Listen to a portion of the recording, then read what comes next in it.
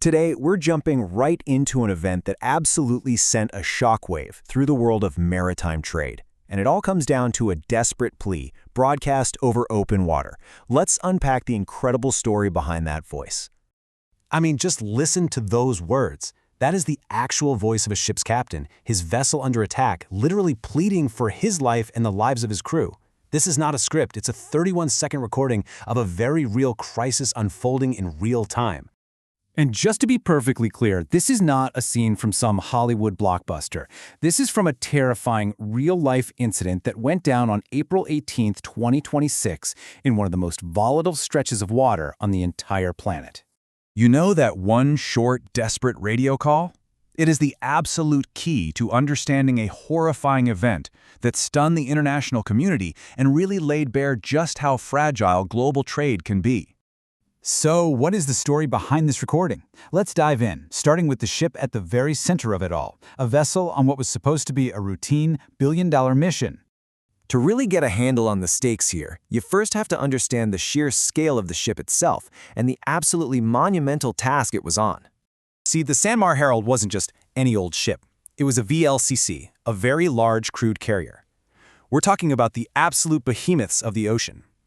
They're basically giant floating pipelines carrying the energy that, powers our entire world. And on board was a truly staggering cargo, 2 million barrels of crude oil. All of it loaded up at the Al Basra terminal in Iraq. To put that in perspective, that's enough fuel to power a small country for weeks. And here's the crucial part. Its mission was totally legal. The ship was flying the Indian flag, all its papers were perfectly in order. This journey was supposed to be completely routine. But, and it's a big but, this routine journey was routed through one of the most dangerous waterways on Earth, a narrow strait that some people are now calling the world's killing zone. We're talking about the Strait of Hormuz. It's this tiny choke point, right? Only 33 kilometers wide at its narrowest. And yet, it's the artery for a fifth of the entire world's oil supply. It's also heavily patrolled by Iran's Islamic Revolutionary Guard Corps, the IRGC, which makes it this constant flashpoint of tension where things can escalate in a heartbeat. Now, to manage this super volatile area, the IRGC has a rule. All commercial ships have to be on an official clearance list to get safe passage. And yeah, the Sanmar Herald had followed this procedure to the letter. And this is where the story just takes a terrifying turn. On April 18th, official procedure collided with unexpected, brutal force. So picture this. That morning, the Sanmar Herald is in a convoy, all cleared to proceed. Everything's going by the book. But as they get near Larik Island, these IRGC Navy vessels approach. And with absolutely no warning, they just open fire. This wasn't a warning shot. It was a direct assault. And that is the exact moment the captain grabs his radio. And here's the part that is completely absurd. The ship that was being fired upon was number 2 on the attacker's own pre-approved clearance list. They had official permission to be exactly where they were from the very people who were shooting at them. I mean, what else could they do? With no other choice, the billion-dollar convoy made a desperate turn, retreating back into the Gulf to save their lives.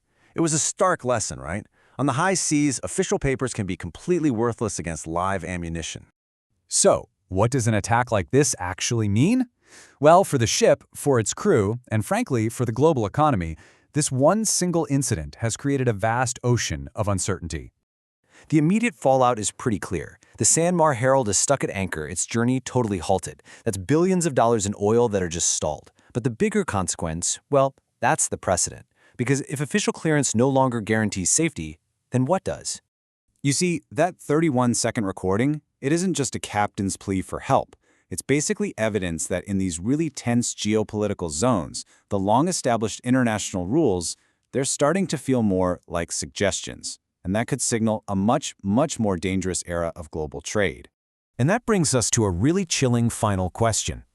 If a ship that followed all the rules, that had official clearance, isn't safe from an attack, what comes next? Are we seriously headed for a future where commercial oil tankers need their own weapons just to deliver their cargo? Now, the Sanmar Herald and its crew, they survived. But this story is a powerful reminder. The next time you're filling up your car, just remember that behind every single drop of that fuel, there's a perilous journey, and there are sailors who are risking everything on an increasingly dangerous ocean.